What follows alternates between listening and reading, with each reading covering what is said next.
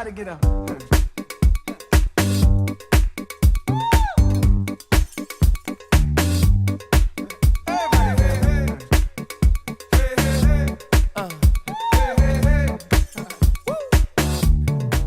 Welcome to Body Shop TV. My name is Chella. And I am the Body Mechanic NYC. How you feeling, Body Mechanic? Feeling a little anxious today, Chella.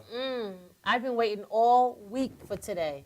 The topic is hot today. It sure is. Radioactive hot. Body That's Mechanic, right. you What? sent a message on Facebook this week and said you were on fire because your daughter's mom gave your daughter a cell phone.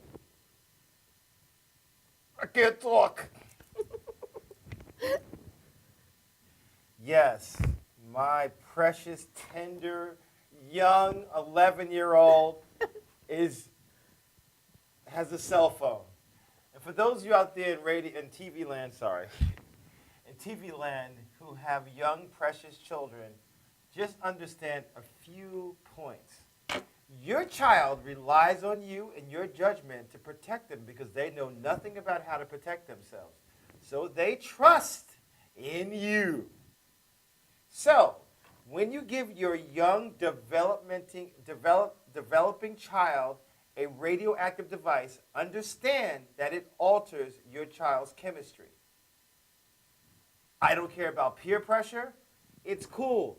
Mr. Jones can have his cell phone and he can walk in a pile of poop. That's his business. But my child who is developing, who needs motor skills, whose DNA is being changed, whose hormones are being formed, does not need to be radiated. So we're going to talk more about that later on. And you know what? Hey, you don't have to believe anything that I say. If you go on YouTube, Google, search world news, you're going to find thousands and thousands of articles that talk about what radiation does to brain tissue and tissue itself. All right, to calm you down, Body Mechanic, I'm sorry, I hit the table. I feel like kicking it. how was your week? I can't think right now because I'm freaking pissed off. How's my week? Oh. Yes. Wow. Well. I had a very interesting week. I found out something very, very interesting. How many of you out there in Radio Land? TV land, Why I keep saying radio, Chella? because you're stuck on last I was stuck night. on yesterday. Those of you out there in TV land, you've all probably used some type of deodorant or antiperspirant on your underarm, right? Yeah, you can all shake your heads. I can see you right through the lens. And most people, because between today and Wednesday, I have asked approximately 108 people, do they shower in the evening before they go to bed? And 99% of them said no. So I want to make a point here. We use antiperspirants to actually stop us from perspiring. So let's understand the mechanism of how it works. Basically, when you put an antiperspirant on, you rub it on your underarm, right? And then voila, guess what? Nothing comes out. Chella, do you do that? I wasn't paying attention. I'm guilty. What was the question? Wait a minute. I'm sorry. Hold on a second. I'm sorry. Hold on a second. Maybe we're in the wrong studio. No, I'm Hold on a sorry, second. Body Mechanic. I'm trying to do some marketing here because it wasn't done prior. So I'm sorry. What was the question before? Oh, I see. So to kind of pull Chella along in the storyline here, Chella, like millions and millions and millions of other women, all shave their underarms. I have no idea why they do, but they do. So let's think about what happens when you shave your underarm. Well, when men shave, usually there's always a little nick, so we'll see like little blood spots. But every time a woman shaves her underarm, which she does, she creates these little micro nicks. So what does that do? That actually exposes your internal environment to the external environment.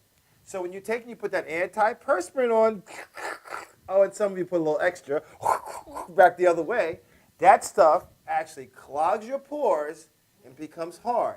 So let's think about this. Most of you shower once a day. So you wake up in the morning, you spend anywhere from 7 to approximately 15 minutes in the shower, right? You wash your underarm and you take it off. right?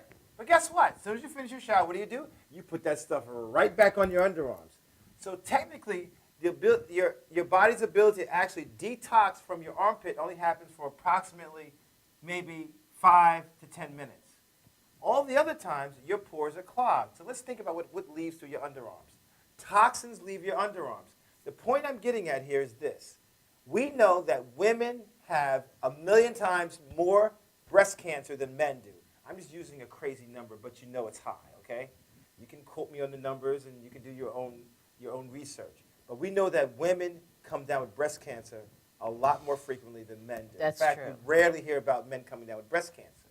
So, in our body, we have all these different sites where our body detoxifies itself.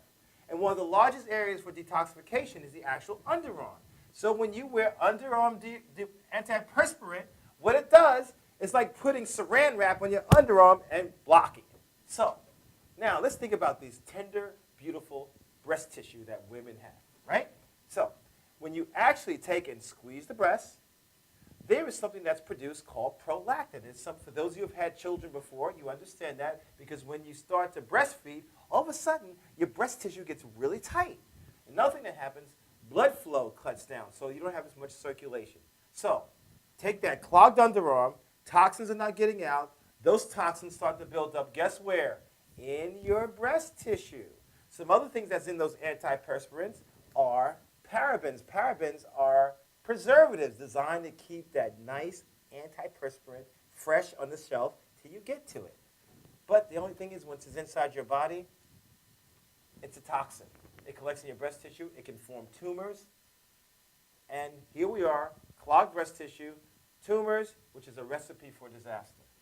So, folks, for those of you who don't wash your underarms at night, my recommendation to facilitate proper evacuation of toxins, especially from the breast area, wash your underarms with soap and water every night so that for the period that you're sleeping, toxin can leave your body while you sleep. I just wanted to talk about that because it's a very important issue because cancer is everywhere. If you don't know someone who has cancer, you probably have cancer yourself. Probably I think the statistic is 1 in 2 men have cancer and 1 in 3 women have cancer. So, yeah. That's good information. Sorry, I forgot about how exciting it was because my journey is to keep you safe and healthy so that when you're 100, you can still do squats and have sex. Say that again? What? Say that again? You can do I've been doing squats. and still have sex. Yes. If what? If you Right. clean under your arms? If you keep your body clean and healthy. Tell us. Stop. Oh, God. You are too much. What else? Well, besides that, and the thing about, I'll be honest with you. Once I heard that my daughter had a cell phone, I have not been able to function the whole week, so I couldn't wait to get here. What's really interesting all is that he's been talking about.